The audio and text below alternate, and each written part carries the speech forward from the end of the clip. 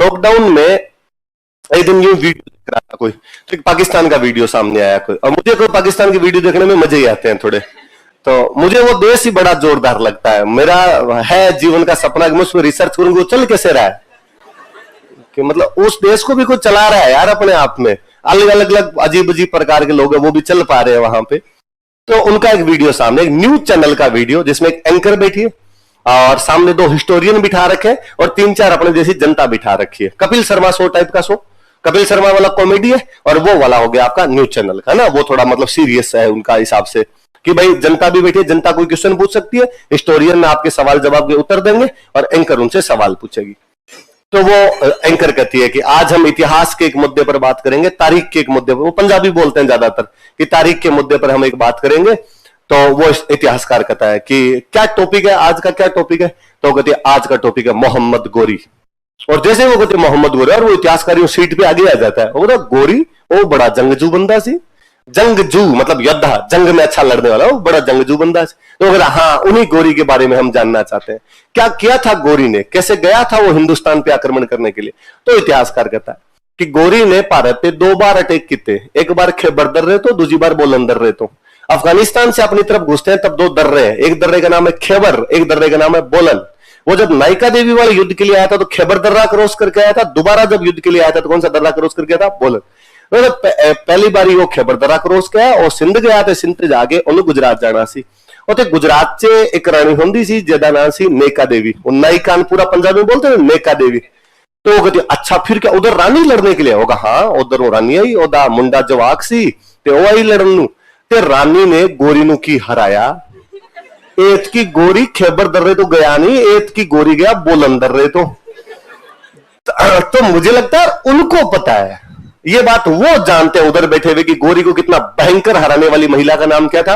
फिर वो हिस्ट्री की डिबेट है तो इस पे टॉपिक में इतना ही बोलता है, फिर वो आगे बढ़ता है कि एत की बोलन दर्रे तो गया, तो एत की जाके उन्हें तबर हिंद पे कब्जा कर लिया बठिंडा। उधर वो फिर एक अजमेर दा राजपूत राजा सी पृथ्वीराज, वो अगे आया ते आके त्रेन दे मैदान से गोरी नू फिर हरा था, त्रेन के पहले युद्ध में फिर हार गया था। एत की गोरी वापस आ गया, पर गोरी ने एत की सौंप पाई मतलब कसम खाई कि जदों तक मैं हिंदुस्तान फतेह नहीं करना तो मैं लीड़े नहीं तारने, कि जब तक हिंदुस्तान को जीत नहीं लूंगा कपड़े नहीं उतारूंगा। तो एंकर पूछे फिर किन्ने महीने बाद जीता, हो गया 6 महीने लग गए, 6 महीने बाद उन्हें लीड़े 6 महीने लग गए थे हिंदुस्तान जीतने में। तो एंकर पूछते तो 6 महीने तक उन्हें लीड़े नहीं तारे, मतलब कपड़े नहीं उतारे। तो वापस कर ना ओदे कहने का मतलब सी कि जेड़ा लीड़ा पा रखा तो पा रखा, ए नहीं तारना, हुण एदे उत्ते होर पाऊंगा। तो नए लीड़े ओदे उत्ते पा लेंदा सी, ओ नहीं तारदा सी। तो उधर वो जो महिला, वो जनता बैठी उसमें एक महिला है, और महिला कहती फिर 6 महीने चे गोरी खुद पटिंदा बन गया हूं भाई 6 महीने में 180 जोड़ी पहन लिए होंगे, तो गोरी तो खुद बटिंदा बन गया कौन था। तो वो फिर वापस कहती है कि वो एंकर पूछती है फिर क्या हुआ, एत की त्रेंदे मैदान से फिर युद्ध होया, वो 1192 का साल सी, एत की गोरी जत गया, तो गोरी ने जत के पृथ्वीराज को फड़ लिया, फड़ के उन्होंने मारता और हिंदुस्तान पे कब्जा कर लिया, दिल्ली पे कब्जा कर लिया, अजमेर पे कब्जा कर लिया। तो वो खत्म होता, वो अपनी बात को कंप्लीट करता है। तो वो कहती है कि आपने बहुत अच्छी जानकारी दी है, सब लोगों के लिए बहुत अच्छी जानकारी। इतने वो वापस इतिहासकार कहता है कि पर ओ तारीख 1192 सी, पर ओ तारीख अज तक हिंदुस्तान ते पाकिस्तान दी सियासत नू ते तिजारत नू बड़ा प्रभावित करती है। मतलब 1192 का त्रैन का युद्ध आज भी पाकिस्तान और हिंदुस्तान की राजनीति को प्रभावित करता है। तो अज किवें प्रभावित कर दी है, तो वो वापस कहता है कि लै तेनू पता नहीं, थोड़े साल पहला हिंदुस्तान वाला ने एक मिसाइल बना ली सी, मिसाइल, तो ओदा नाम रखा पृथ्वी। अपने एक मिसाइल थी पृथ्वी, कि हिंदुस्तान वाला ने एक मिसाइल बनाई, ओदा नाम रखा पृथ्वी। फिर आपां नू पता लगा कि उन्होंने पृथ्वी बना ली, आपा बनाती गोरी। उनको पाकिस्तान वालों को ये लगा कि पृथ्वी मतलब पृथ्वीराज, तो पृथ्वी में कौन हरा सकता, आपा बना ली गोरी। और बेटा बेटा करे और उन्होंने बनाई पृथ्वी, तो आपा बना ली गोरी। मुझे लगा यार तुम्हारे इतिहास की डिबेट है, उन्होंने बनाई पृथ्वी तो आपा बना ली गोरी।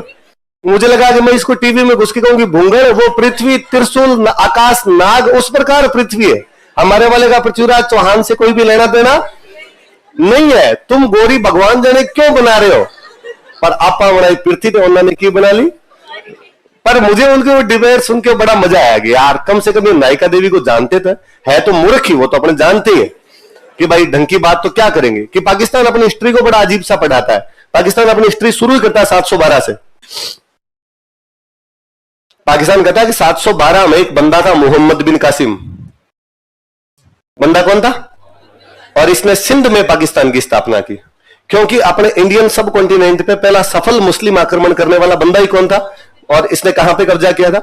कि 712 में सिंध में मोहम्मद बिन कासिम ने पाकिस्तान की स्थापना की। पाकिस्तान मतलब पाकिस्तान, पवित्र स्थान, तो पवित्र स्थान की स्थापना की। कालांतर में गोरी ने पाकिस्तान का विस्तार किया तथा पाकिस्तान को दिल्ली तक ले गए। कालांतर में अलाउद्दीन खिलजी, तुगलक आदि आते चले गए तथा उन्होंने पाकिस्तान का विस्तार विंध्याचल पर्वत तक कर दिया। कालांतर में अकबर, जहांगीर, औरंगजेब जैसे बादशाह तथा इन्होंने पाकिस्तान का विस्तार नीचे हिंद महासागर तक कर दिया। अब पूरे पाकिस्तान पर इस्लामिक सत्ता थी। तभी देश में अंग्रेज आ गए तथा अंग्रेजों ने पाकिस्तान पर कब्जा कर लिया। पाकिस्तान को आजाद करवाने के लिए पाकिस्तान में एक पार्टी बनी जिसका नाम था मुस्लिम लीग, और मुस्लिम लीग ने आजादी की लड़ाई लड़ी और मुस्लिम लीग ने पाकिस्तान को आजाद करवाया। लेकिन तभी पाकिस्तान में एक देशद्रोही पार्टी और बनी जिसका नाम था कांग्रेस। उसने अंग्रेजों का साथ दिया तथा अंग्रेजों का साथ देकर पाकिस्तान के दो टुकड़े करवा दिए, एक टुकड़े का नाम पाकिस्तान, एक टुकड़े का नाम हिंदुस्तान। उनकी हिस्ट्री 712 से शुरू होती है, 1947 तक इस प्रकार खत्म हो जाती है। उससे पहले की हिस्ट्री नहीं पढ़ाते। उनकी सारी किताबें इसी प्रकार 712 से शुरू होगी, वहां पर जाकर खत्म हो जाएगी। तो पाकिस्तान का एक बहुत अच्छा हिस्टोरियन है हसन निसार, कभी वीडियो सुनना, वाकई बहुत लेबोरियस बंदा है, जेन्युइन बंदा है। तो हसन निसार हमेशा कहता है कि वो देश जो अपने बच्चों को अपनी सही हिस्ट्री नहीं पढ़ा पाता, उससे बुरा कोई देश नहीं हो सकता। तो पाकिस्तान को गालियां निकालता है। वो कहता है कि हमारा देश गोरी के नाम पर मिसाइल बनाता है। हमारा देश इस बात को नहीं जानता कि गोरी ने सबसे अधिक लूट, सबसे अधिक हत्याएं, सबसे अधिक बलात्कार हमारी धरती पे किए थे। गजनी की तरफ से आने वाला हर लुटेरा, बलात्कारी दरिंदा पाकिस्तान को लूट के गया है। हिंदुस्तान पे बाद पहुंचा होगा, पहले हम बीच में आ रहे थे। जो देश गोरी और गजनवी जैसे लुटेरों को, आक्रांताओं को महिमा मंडित करता रहेगा, वो देश इस बात को कैसे जान पाएगा कि इतिहास नाम की चीज क्या होती है। वो हसन निसार कहता है कि पाकिस्तान को यदि हिस्ट्री पढ़ानी है तो पाकिस्तान पढ़ाए कि यहां पर हमारे एक महानतम राजा हुआ था कनिष्क। कनिष्क की राजधानी थी पेशावर। हमारा महानतम राजा था कनिष्क, जिसने पूरे रेशम मार्ग पर कब्जा कर लिया था। पाकिस्तान पढ़ाए कि किसी समय हमारे यहाँ के विश्वविद्यालय हुआ करता था तक्षशिला, जहां पूरे विश्व को पढ़ाया करता था। पाकिस्तान पढ़ाए कि इस दुनिया में सबसे पहले नगर कहीं बने थे तो वो दो शहर है हड़प्पा और मोहनजोदड़ो, और दोनों के दोनों कहां पर है, पर पाकिस्तान नाम ही नहीं लेता। पाकिस्तान पढ़ाए कि वो महान मौर्य सम्राट अशोक, जिसने धम्म नीति अपना ली थी, राजा बनने से पहले तक्षशिला का गवर्नर हुआ करता था, उसके बारे में बताए। वो बताया कि उसके अभिलेख हमारे किन किन कोनों से प्राप्त होते हैं, पर वह यहां से शुरू नहीं होती। हिस्ट्री कहां से शुरू होती है?